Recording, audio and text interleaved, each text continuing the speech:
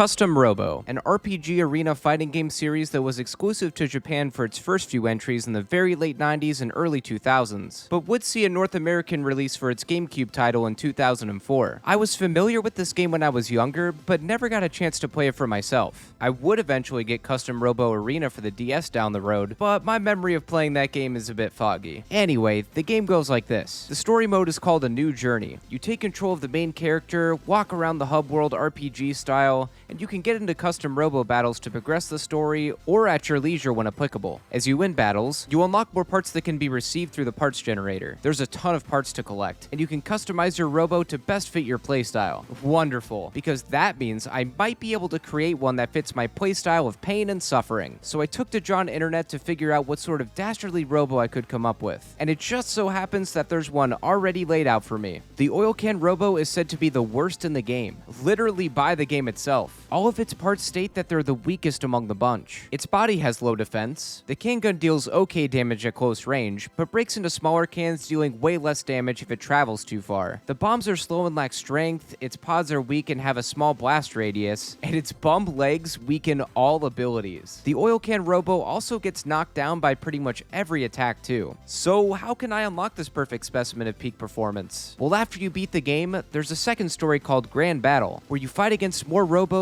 on an increased difficulty to unlock more parts. After beating every tournament in Grand Battle, you enter Lucy's office, talk to Mecha-O, and afterwards, you'll be gifted the oil can set. Or instead, you could just let someone else do the work for you. Thanks once again, GameFAQs users. So let's see if you can beat Custom Robo using only oil can parts. For this challenge, I'm going to try and complete the New Journey story mode. Full disclaimer, since this is an RPG, it's sure to be a lengthy, story-heavy playthrough. I think it's important to at least summarize the story as I go along to give you all context of what's going on and why I get into battles. If I botch anything, that's my bad. Feel free to call me out in the comments as needed. A New Journey begins with a blank screen dream flashback, where we learn it's our birthday, and our dad shows up to our birthday party to bring a birthday gift on our birthday to our birthday party on our birthday with a birthday gift. The gift is a special watch, and we're told to never take it off. Ever. And then our dad leaves to get some milk, never to be seen again. Then we're woken up by Lucy the landlord, who tells us that we're going to be late for our job interview at Steel Hearts. So we get dressed and go outside and are blessed by a how to draw anime and manga portrait of the main character. From there, we head over to Steel Hearts, which is a bounty hunting agency, in hopes of joining them and becoming a commander to fight evil tyranny with sentient gunpla. At Steel Hearts, we meet Ernest and Harry. Ernest is the boss, while Harry serves as the comic relief character, which they could not have made more obvious given his getup. I lied on my resume during the interview and was about to be turned away until Ernest got a call from someone named Linda, who is requesting our services to help handle a burglary at the lab. Linda says the burglars are trying to steal the Rahu 1. A new custom robo model they made. Harry goes off to fight one of the burglars, and Linda and I watch as she explains that everyone is currently battling in a Holocene with their robos. After some more chit-chat, we run over to Harry, distract him for 2 seconds, and he loses his battle. But the knockback he receives brings a strange little cube to our attention. Upon picking it up and pressing it, we link with the cube, and our oil can run begins. Now, if you've seen my videos before, you might be wondering if I'm going to explain how the battles in the game work and all that, but not this time. Instead, we'll be following along with Harry as he explains everything little by little. Here he tells us to run around with the control stick and shoot with B. Easy enough, and I did just that. Okay, he got rebirth. He's about to be sent back into the womb. And one more to go. Or have this... Sorry. Get off my plane. Oh, get off my plane. Get off my plane. After the fight, one of our divas goes down and we have to fill in for them. Harry then tells us to press R to fire bombs and L to launch an attack pod. Good looking out, Harry. I kinda followed his advice throughout this fight, but found more faith in spamming my trusty B button attack. For a moment, I was getting the smackdown laid on me. Doesn't help that getting hit with literally anything will have us on the floor. But in the end, burglar number 2 met his defeat at the hands of Big Oil. When the fight ends, another cop falls to a burgle. Noticing a pattern here? So we go over to fight him and Harry gives us the big biggest piece of advice yet. Try using the A button. You think I wasn't jumping this whole time? Along with telling us that the X button will use our charge attack on the ground to knock the opponent down in one hit. If only our flailing charge attack wasn't so awful. One more fight now. Harry says that we can move the control stick around to change our launch direction. Then we can quickly tap the controller buttons to break out of our cube quicker to land the first attack. Yeesh, it feels like they could have just saved all this for one prolonged tutorial fight instead of 4 in a row. The fight begins, same as the other 3, and I'm cutting it a bit closer than all of them. Oh, come on, it's the tutorial, you have to let me win. But I still took this guy down first try. And so the day is saved with everyone but us on the floor. We're soon greeted by Mira, Harry's older sister, and Great Value Wesker from Resident Evil, who are both high-ranking officers in the police force. They show up for all of 2 seconds, and Linda lets us keep the Robo. We also find out that her name is Scrub, which I think is linked to the previous save file, so oh well. We talk a bunch, and then Harry tells us to talk some more to the copy-paste lab tech characters hanging around, who provide a little more info about the game that I definitely read over, and after that, we return to the Steel Hearts and are offered employment since we did such a good job. Excitedly, we go back home to hit the hay and begin the day anew as an employed stud. We head back over to work to put in the old 9 to 5, and the boss suggests that Harry takes us over to the gym to pump some iron. He also mentions someone named Marcia, whoever that is. The gym is actually a place for us to hone our fighting skills. It's pretty much the same thing we just did against the burglars. Starting off with a fight against Harry, who explains that we can aim our pods with a control stick and let it loose with L. Harry is kind of a pushover, not a whole lot happening here, and he quickly became another number taken down by the mighty oil barrels. Accepting defeat like a champ, Harry tells us to fight some of the robots around so we can pitch woo with the lady at the front desk. There are 4 robots to challenge, and they all give information on how to fight. But since none of them are Harry, I wasn't listening to their ChatGPT dribble, and proceeded to send them all to the scrap heap on my first try. Heading back over to Harry, he's about to score a phone number with the ultimate Riz, until the boss calls and asks us to handle a dispute at the park. We pull up and this gal Mary says she invited 2 guys to the park for a date at the same time, and they decide to fight each other for her affections. Mary skips the scene, and as Harry and I try to calm the boys down, they get angry at us and start to fight. But before that can happen, Harry gives us his sweet words of wisdom and tells us how to short and high jump. You can choose who to go up against, so I took on Anthony. Honestly, it was no wonder why Mary ditched. The guy's a floor mat and let me walk all over him. He was down below half his health before he even landed a hit on me. And while that one hit sparked many knockdowns that the oil can is prone to, it was gonna take more than that to keep BP out of the water. With the boys quite literally down bad, we emerge victorious. That is, until they almost jump us IRL. Thankfully, Marcia, who was mentioned earlier, warns us of the attack, and the boys scurry away. Then we get to meet Marcia, who's literally just Hatsune Miku in disguise, and learn that she's the other member of Steel Hearts. She asks us what our class license is, which we find out we need one and have been operating a Robo without it, which is illegal. And after rendezvousing back to headquarters to talk more, we're shown this portrait, and we all decide to meet up tomorrow at the CRDL so I can take the test to get a Class D license and become an official commander. The next day at the CRDL, we show up to take the test, and Harry is putting the moves on another woman, and it's actually sort of working. Then he tells us to press the A button when we're near the exam machine. Oh, please. The first part of the test is multiple choice questions. If you've been paying attention to anything in the game, or are at least literate, you'll pass with 80% like I did. Then the exam robot challenges us to a duel to prove our worthiness of concealed carrying a Robo. So far, the oil can robot isn't as bad as the game made it out to be. Getting knocked down every 2 seconds can be a bit annoying, but I've managed to beat every fight on my first try so far. So we get our license, Harry gets a number, and we go tell the boss the good news, who then tells us to go home for the rest of the day. Like a gentleman, Harry walks us home, but as he's leaving, he drops the phone number he just got on the neighbor's front lawn. After sleeping like a baby, we walk outside and hear a domestic dispute next door, but that's none of our business, so we head straight to work where the boss tells us to go back home because the dispute has now become our business. In the apartment, we see a husband and wife engaging in a battle over who knows what, and just in case things get too wild, Harry tells us that he's flipped on our safety switch which deactivates our Robo's power so we don't hurt our opponent. And good thinking. The might of my oil cans may be too much for this marital squabble. Harry takes on the husband and I take the wife, whose name is Woman. And she gives us tips on how to fight a Robo, and oh my god, is this whole story just one big tutorial. Woman wasn't kidding. Her Robo has a huge defense that made taking her out a little slower than other fights. But there was something new this time around. I haven't talked about the Holosseums much because, what do you say, it's an arena you fight in. This time though, there's a magma hazard in the center after this platform moves down. If you touch it, you lose a lot of HP. Not great for oil, but for now, it didn't matter. With Walt and Woman defeated, yes, the husband has a name, we effectively fixed their marital dispute and are rewarded with an in-game grammatical error.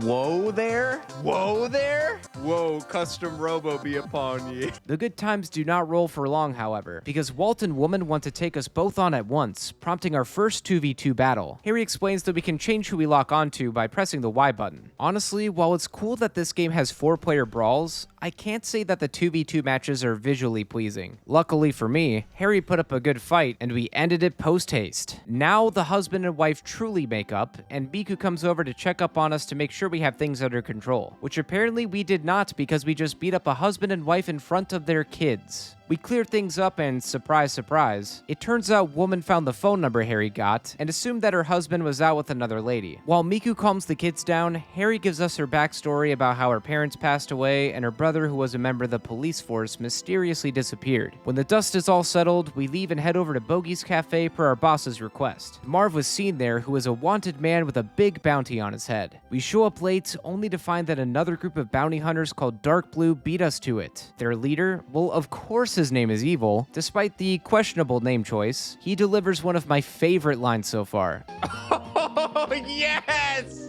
Yes! Oh my god, I love it.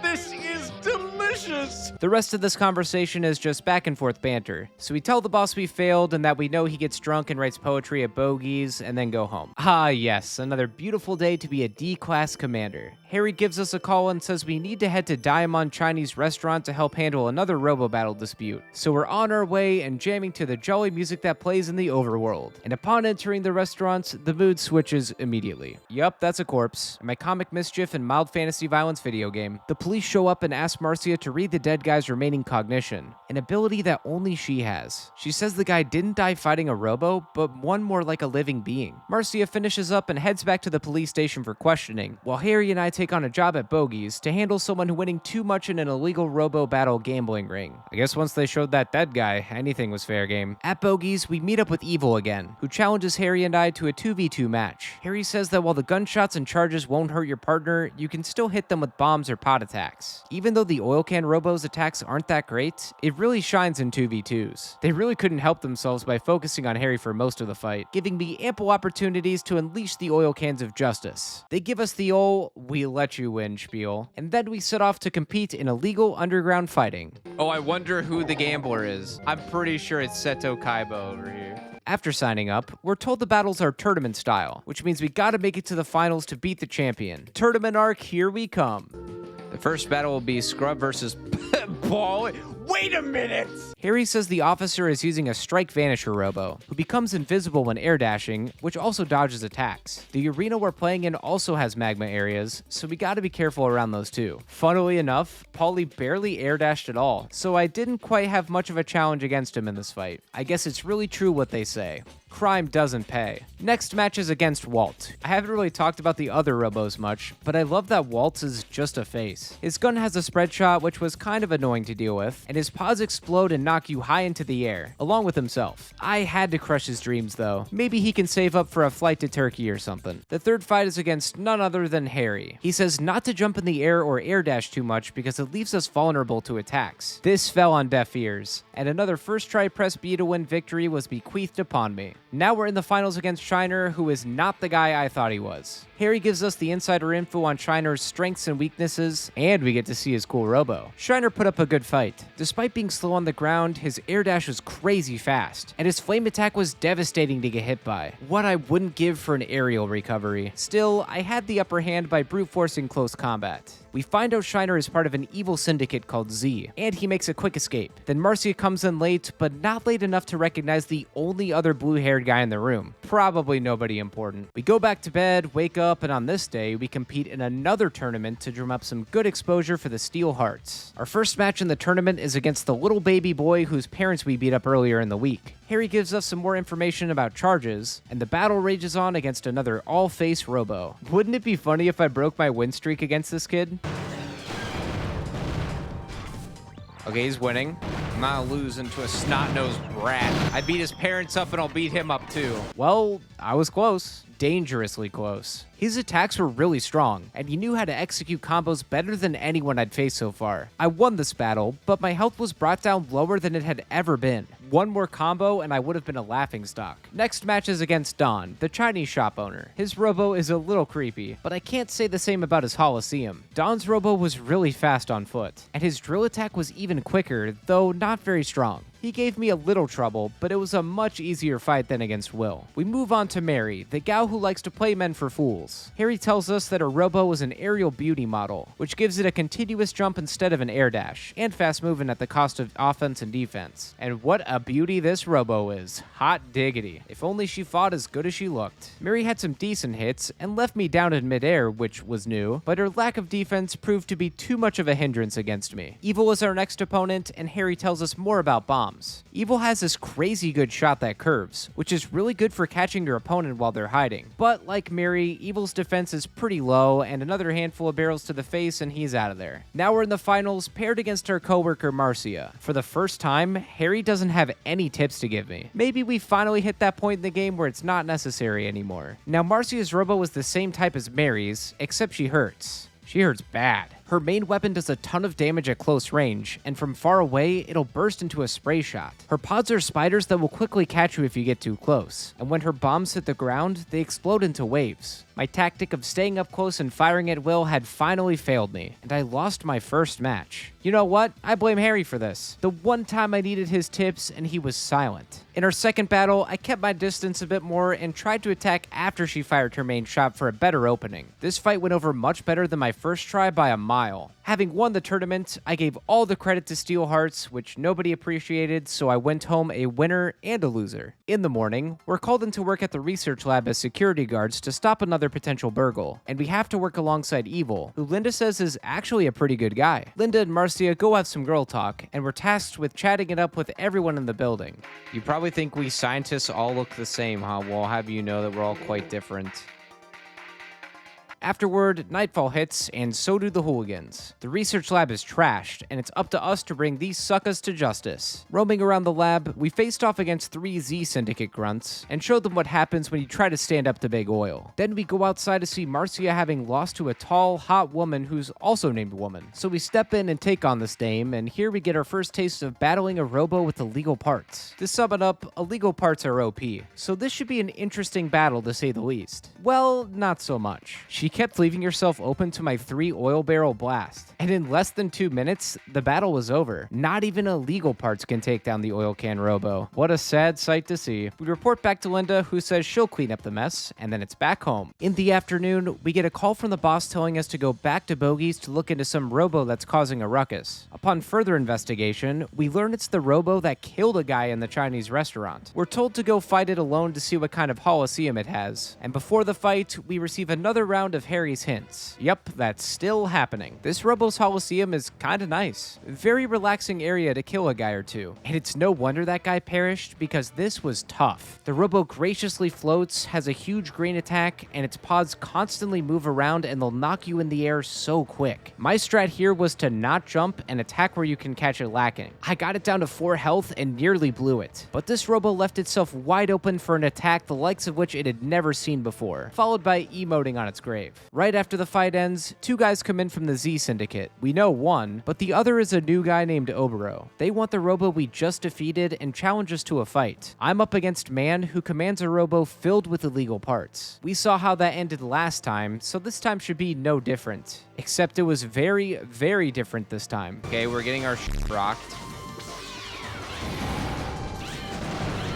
pretty badly. Man's Robo has a gun that fires a bird that'll lock onto you. You can avoid them by running, but in this Coliseum, there's not many places for a poor oil can boy to hide. This was my first loss where the battle wasn't even close. I got messed up in the club quite a few times. I almost had him with 9 health to spare, but he managed to get one more shot in just before being downed. It only took a handful of tries before I'd finally defeat this guy, and it was such a wake-up call. Up to this point, the game felt a little too easy. Could this potentially be a sign of bad things to come? So the mysterious Robo and the 2 goons Amscray. Then Linda and Mira enter the scene and start ominously chatting about how the weird Robo we defeated was really scary. But that doesn't matter for us now. Nap time! After that traumatic experience, our boss tells us that he signed up for a doubles tournament that's hosted by the police. But Marcia doesn't want to participate. Before we began, I had to chat up the crowd, which made for some silly moments. Lackey number... Man, that sucks. You get a cool, like, fishnet outfit and skinny jeans and purple boots just to be called Lackey number 1. Couldn't even call him, like, John. Oh, I can't wait to... Wait, what does it just say? Nameless characters like us don't really stand out. That's why we're hanging out by the walls. Our first battle was up against the unmatched power of youth, and they took down Harry so quick, leaving me utterly defenseless. Yup, lost the first fight against mere children, but had no problem taking out weird sentient robos or ones with illegal parts. Thank God for plot armor. I'll spare the details here and say that most of the rest of these fights were first try wins up against familiar faces. Nothing too interesting or noteworthy, aside from learning that woman's name is actually Carmen. We eventually reach a fight against Mira and Roy. These guys are really strong and put in a lot of focus on me, with Harry just kinda hanging around watching me suffer. One attack from Roy's Robo did over 150 damage to me. Oh boy, keep it down. It doesn't help that there's magma spots in this Coliseum either. If you're not careful, you can lose a battle off of that alone. Oh my god, dude. It's because I touched the goddamn lava, I couldn't see it. Or 2. Nice try. I'm not gonna fall for that again. The focus was heavy on me again in one battle, which brought my health down to a whopping 89, meaning almost anything would kill me. Roy was almost defeated, but Harry had other priorities. Switch to yellow! My health got lowered to 45, and from there, I decided that Harry was going to finish this one, while I sat back and shot bombs. Harry decides that after this triumphant victory, he wants Marcia to tag in, who already told us before that she's out, but Harry forces a swap anyway. We're put up against Evil, who settles for a one-on-one since Marcia is all stressy-depressy. Evil really didn't learn his lesson the first or second time we fought, and had to take a remedial oil can ass-whooping course. So we made it to the finals, and we're up against Linda and Ernest. Marcia is still not wanting to fight because of some sadness she feels about her brother. Harry tells her to snap out of it and that her brother is dead and will always be dead, so deal with it. Marcia actually agrees somehow and finally fights with us. With the power of friendship at our side, we swiftly take down the boss, then set our sights on Linda, whose Robo can shoot out literal bees. But she stood no chance against our hot girl with mid-BF combo. Instead of going home to sleep like usual, we're invited over to Harry's place after the tournament for a little dinner and casual conversation. And by that, I mean we talk about our watch and the fact that our dad is dead. After that awkward info and breaking bread with the homies, it's back home to bed and up again. We're told that the police force wants us to participate in some practice training. It's just some more fights to pad things out. This game really loves multiple battles in a row. I only lost once against a no-name officer and Mira, and before my battles, you know Harry was dealing out tips left and right. It all leads up to a fight against the police chief. He's really tanky, and somehow has a tendency to knock me into the magma spots pretty frequently. Oh! Dude, why does it keep knocking me over there? Let's try to do it again! Oh my stars and garters. Can a guy get a little recovery in this house?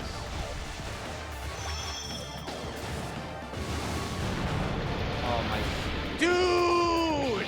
I think I took more damage from the magma than this guy's attacks. On my 5th attempt, I got him so low, but was too afraid to attack head-on at risk of losing again. So I fired some bombs that he easily evaded, and he managed to bring my health down even more with his pods. Thankfully, they were weak, and I got the opening for my final shot. We learn after the fight that this was all just a test to see if we're capable of becoming classified S-class commanders. Everyone agrees that we're ready, and our test puts us up against the weird Robo that we already defeated before, except this time, it's faster and stronger than before.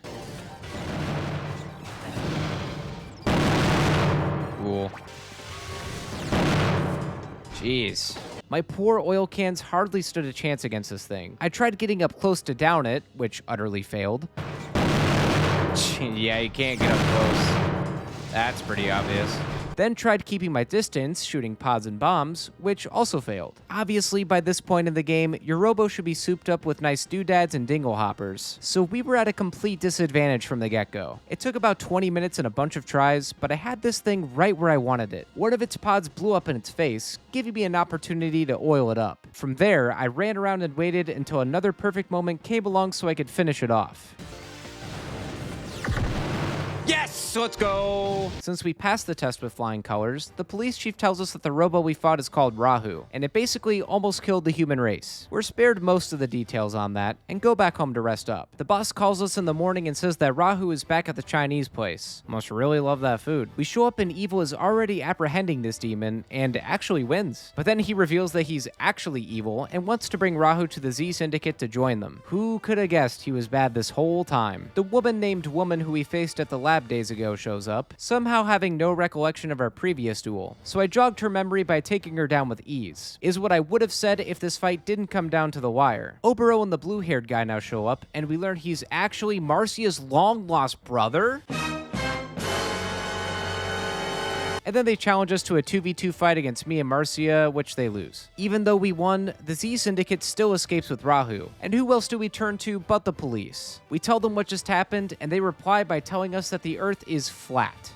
So Custom Robo is pulling us into the flat Earth theory. What a ride. So to prove it, we get taken on a train to the edge of the world. But then they open it up and show us the remains of what the old world looks like now after Rahu destroyed it. This is also where the Z Syndicate is hiding out. So we're told to go home, get some rest, and prepare to infiltrate the Z Syndicate the next day. At the hideout, our party consists of the usual squad, plus Mira and Roy. Mira, Harry, and I split, and we enter a room with a few Syndicate members who have nary a clue we're there. And then Harry has the audacity to give me more battle advice. Me, an S-class commander. Even nearing the end game, the hints never end. So we battle them, and definitely win on our first try with the enemy not having only 10 health left, but 0. I lost. Pressing on ahead, we're confronted by Shiner. I fight him, but he was much easier this time compared to our first battle at Bogies. There are more fights, but they're all against Z Syndicate grunts. It was a lengthy process, and I didn't lose most of these more than once. But it all led up to us meeting up with Obero and Sergey again. Obero says that he wants to harness Rahu's evil power for controlled evil, which we simply cannot allow. So we get into a 2v2 battle, which becomes a 3v1 after Marcia lays the talk no jutsu on Sergey. Poor Obero, this fight was so unfair. Sergey reveals that he was a double agent, and upon learning this, Obero drops the hardest line in the game.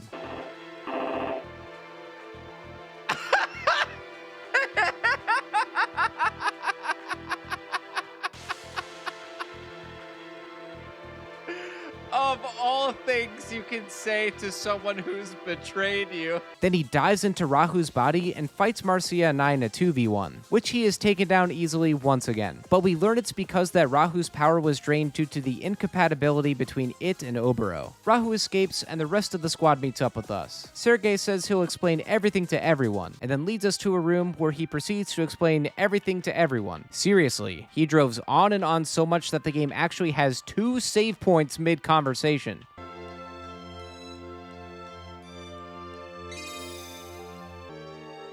Oh my god, dude, you gotta be kidding me. The biggest takeaway here is that we learned that our dad was a part of the Z Syndicate, who used to be good, that he got sick and died. And also our watch has the power to defeat Rahu with memory erasure. So we leave the hideout and set off to kill Rahu at the amusement park. The moment we step foot there, we're bombarded with fights against Z Syndicate members. A few losses here and there, but nothing the oil can Robo couldn't overcome. On a more funny note, I chose to go to the bathroom with Harry before progressing further, which rewarded me with 2 optional battles in a bathroom-themed Coliseum, urinals and all. I'm really glad I didn't miss this. Harry and I catch up with the others, and we have another fight against some discount Ginyu Force members called the Fabulous Fighting Four. They were no pushovers. The one that I fought had a pretty powerful attack, and his charge nearly left me dead. But we both got downed at the perfect time, letting me shoot my shot after rebirthing while barely hanging on. With the 4 out of the way, we enter the funhouse maze, and everyone but me moves on ahead for no reason at all. As you move through the maze, you come across more Syndicate members that pop out of the ground every couple of steps. Would have been nice nice to have the squad with me, but I was more than capable of taking these guys on alone. At the end of the maze, we're confronted by Eliza, who's not named woman. She worked with Sergey and her dad, got power hungry when he passed, and she's out to control Rahu like Obero tried to do. So we all get in a fight, with Sergey against Eliza. I, of course, win my battle with the greatest of ease, but Sergey is still at it.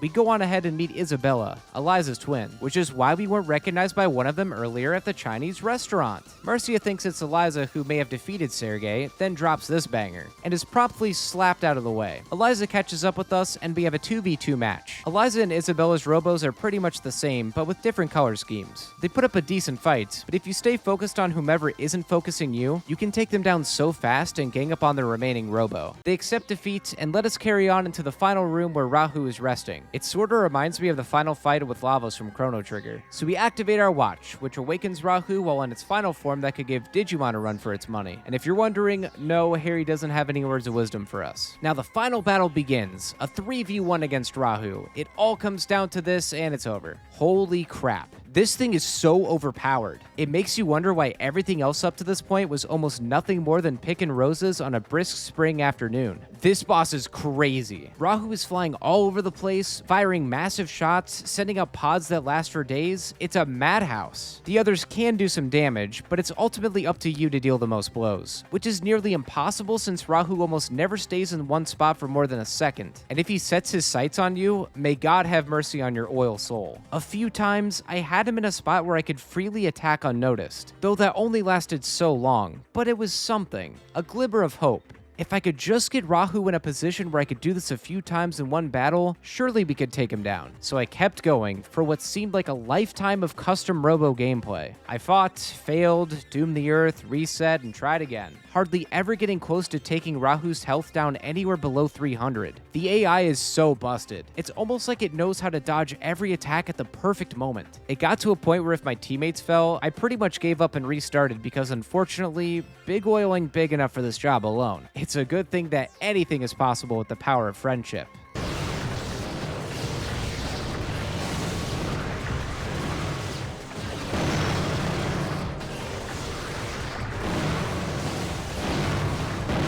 Get him. Get him! Yes! Dude, holy...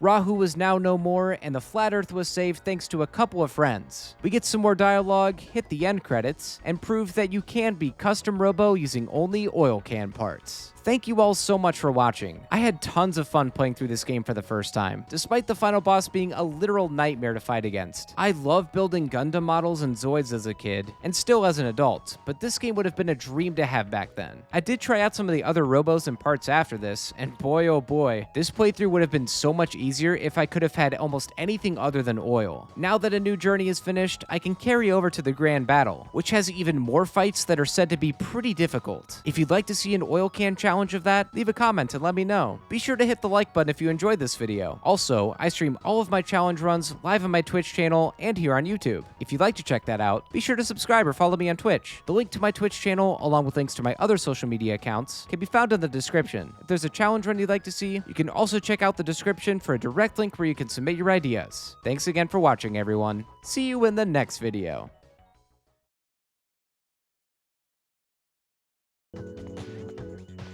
Why the f does he walk?